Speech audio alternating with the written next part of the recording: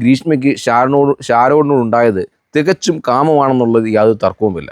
പ്രിയമുള്ള പ്രേക്ഷകരെ നമസ്കാരം. കേരള മനസ്സാക്ഷിയെ ഞെട്ടിച്ച ഒരു സംഭവമാണ് നെയ്യാറ്റിൻകര ഷാരോൺ കൊലപാതക കേസ്. ഈ കൊലപാതക കേസിന് ഇത്രയധികം പ്രധാനം കേരളത്തിൽ കിട്ടാനിടയായ ഒരു സാഹചര്യം, കാമുകിയായ ഗ്രീഷ്മ കാമുകനായ ഷാരോണിനെ കീടനാശിനി കഷായത്തിൽ കലക്കി കൊടുത്തതുകൊണ്ടാണ് ഇതിന് വളരെയധികം പ്രസക്തി കേരളത്തിലുണ്ടായത്. ഈ കേസിൻ്റെ നാൾവഴികൾ ക്രൈംബ്രാഞ്ച് വെളിയിൽ വിട്ടപ്പോൾ വളരെയധികം ഞെട്ടിക്കുന്ന സംഭവങ്ങൾ തന്നെയാണ് കേരളത്തിലെ പ്രേക്ഷകർ കണ്ടത്, അല്ലെങ്കിൽ മാധ്യമങ്ങളിലൂടെ നമുക്ക് കേൾക്കാനിടയായത്. ആ വിഷയവുമായി ബന്ധപ്പെട്ടുള്ള ചില പ്രതികരണങ്ങളിലേക്കാണ് വാർത്ത 24 പ്രേക്ഷകരെ ഞാൻ ക്ഷണിക്കുന്നത്. ഷാരോണിന് ഗ്രീഷ്മയോട് വളരെയധികം പ്രണയവും സ്നേഹമായിരുന്നെങ്കിൽ തിരിച്ച് ഗ്രീഷ്മയ്ക്ക് ഷാരോണിനോടുണ്ടായത് തികച്ചും കാമമാണെന്നുള്ളത് യാതൊരു തർക്കവുമില്ല.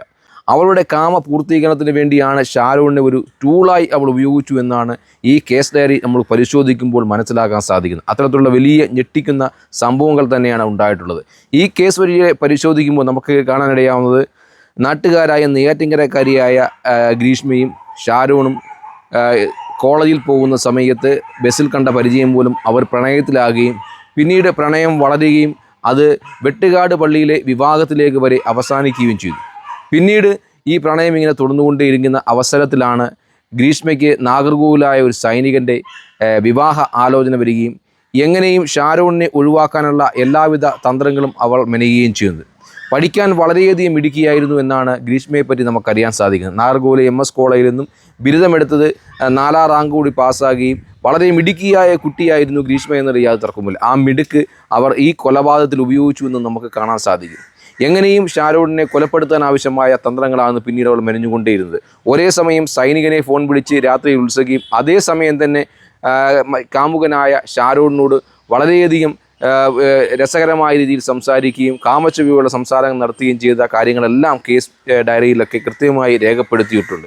ഈ കേസുമായി ബന്ധപ്പെട്ട് ക്രൈംബ്രാഞ്ചിനെയും പോലീസിനെയും കുഴപ്പിച്ച വലിയ സംഭവം, വ്യക്തമായ തെളിവുകൾ ഈ കേസുമായി ബന്ധപ്പെട്ടില്ലായിരുന്നു. ഷാരോണിൻ്റെ സഹോദരൻ ഷിമോണിൻ്റെ ഒരു കൃത്യമായ ഇടപെടലും അല്ലെങ്കിൽ ആസൂത്രണമായ നീക്കമാണ് ഈ കേസിന് ഗ്രീഷ്മയ്ക്ക് ശിക്ഷ ലഭിക്കാനിടയായ ഒരു പ്രധാനപ്പെട്ട കാരണം ഈ ഷാരോണിനെ ഒക്ടോബർ 13 രാത്രി ഈ ഗ്രീഷ്മ വളരെ അധികം സംസാരിക്കുകയും വളരെയധികം കാര്യങ്ങൾ പറയുകയും അങ്ങനെ വീട്ടിലേക്ക് വരണമെന്ന് പറയുകയും അതിനുശേഷം ഷാരോണിൻ്റെ കൂട്ടുകാരനായ റിജിൻ ഷാരോണിനെ ഗ്രീഷ്മയുടെ വീട്ടിലേക്ക് കൊണ്ടുവരികയും അവിടെ വെച്ച് അവർ എല്ലാവിധമായ കാമകേളികൾക്കും ശേഷമാണ് ഈ ഷാരോണിന് ഗ്രീഷ്മ ഈ കീടനാശിനി ഈ കഷായത്തിൽ കൊടുക്കുകയും അങ്ങനെ അവിടെ നിന്നും റിജിൻ വരുമ്പോൾ കാണാനിടയായ ഒരു സാഹചര്യം പച്ച ഛർദിലുമായി വെളിയിലേക്ക് വരുന്ന ഷാരോണിനെയാണ്. അപ്പോൾ റിജിൻ ഷാരോണിനോട് ചോദിച്ചു, എന്താണ് നിനക്ക് സംഭവിച്ചതെന്ന് ചോദിച്ചപ്പോൾ ഒരു കഷായം കുടിച്ചു എന്ന് മാത്രമാണ് പറയാനുള്ളത്. അതിനുശേഷം ആ കൂട്ടുകാരൻ ഷാരോണിനെ വീട്ടിലേക്ക് കൊണ്ടുപോയി. അതിനുശേഷം ഷാരോണിൻ്റെ നില വളരെയധികം ഗുരുതരമായ അവസ്ഥയിലേക്ക് പോകുന്ന ഒരു സാഹചര്യമാണ് ഉണ്ടായത്. ഈ ഗ്രീഷ്മ ഈ ഷാരോണുമായി കൊലപാതകം നടത്തുന്നതിനാവശ്യമായി 5 തവണ ഈ അറ്റംപ്റ്റ് നടത്തിയെന്നാണ് കേസ് ഡയറിയിൽ പറയുന്നത്. 5ാമത്തെ തവണ അത് വിജയിക്കുകയും ചെയ്തു. ആദ്യം പാരസെറ്റമോൾ ഗുളിക പൊടിച്ചതിന് ശേഷം ജ്യൂസിൽ കലക്കി കൊടുത്തപ്പോൾ ഷാരോൺ അത് കുടിച്ചു. പക്ഷേ എന്തൊക്കെയോ വായിലൊരു ചവർപ്പുണ്ടായതുകൊണ്ട് തുപ്പിക്കളയുന്ന ഒരു സാഹചര്യമുണ്ട്. ആ അറ്റംപ്റ്റ് അങ്ങനെ നിരവധി തവണ, അങ്ങനെ 5 തവണ ഈ ഷാരോണിനെ കൊല്ലാൻ ആവശ്യമായ ആസൂത്രണം ഗ്രീഷ്മ നടത്തിയെന്നാണ് കേസ് ഡയറിയിൽ പറയുന്നത്. അതിനുശേഷമാണ് അവസാനം ഈ പറയുന്ന കീടനാശിനി, കൃഷിക്ക് ഉപയോഗിക്കുന്ന കീടനാശിനി കഷായത്തിൽ കലക്കി കഷായം ചലഞ്ചിലൂടെ ഗ്രീഷ്മ ഈ കൊടുക്കുകയും അങ്ങനെ മരണത്തിലേക്ക് സംഭവിക്കുകയും ചെയ്തു. ഈ കഷായം കഴിച്ച് ഹോസ്പിറ്റലിൽ അഡ്മിറ്റാകുകയും അതിനുശേഷം മെഡിക്കൽ കോളേജിൽ അഡ്മിറ്റാകുന്ന ഒരു സമയത്ത് പോലും ഈ ഗ്രീഷ്മ എന്ന കുട്ടി ഈ ഷാരോണിനെ കാണുവാനോ സംസാരിക്കാനിടയായില്ല. ഫോണിൽ കൂടെ ചില ചാറ്റുകൾ മാത്രമാണ്.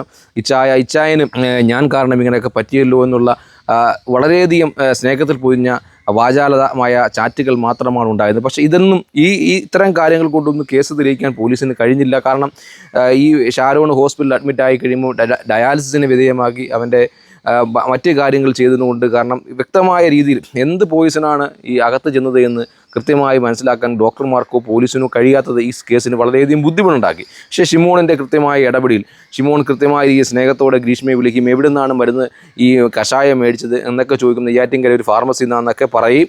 അവസാനം ഷിമോണിൽ ഇത് മനസ്സിലാക്കുകയും ഷിമോണും കുടുംബവും ഷാരോണിൻ്റെ കുടുംബവും കൃത്യമായി ഈ കേസിൻ്റെ പുറകിൽ പോയി അവസാനം ഇത് കൊലപാതകം ആണ് എന്ന് തന്നെ അവർക്ക് സംശയത്തിന് ഇടയാക്കി. പക്ഷേ അത് കൊലപാതകം തന്നെയാണെന്ന് ഇപ്പം തെളിയുകയും ചെയ്തു. അത്തരത്തിൽ ഷിമോണിൻ്റെ ഒരു ഇടപെടൽ ഈ കേസിന് വളരെ നിർണായകമായി. ഷിമോണുമായി ബന്ധപ്പെട്ട ഫോൺ സംഭാഷണങ്ങളൊക്കെ പരിശോധിച്ചതിന് ശേഷമാണ് ഇത്തരത്തിലുള്ള നിഗമനത്തിലേക്ക്. അങ്ങനെയാണ് ശാസ്ത്രീയമായ ഒരു തെളിവുകളുടെ അടിസ്ഥാനത്തിലാണ് ഇപ്പോൾ ഗ്രീഷ്മയ്ക്ക് ശിക്ഷ വിധിക്കാൻ പോകുന്നത്.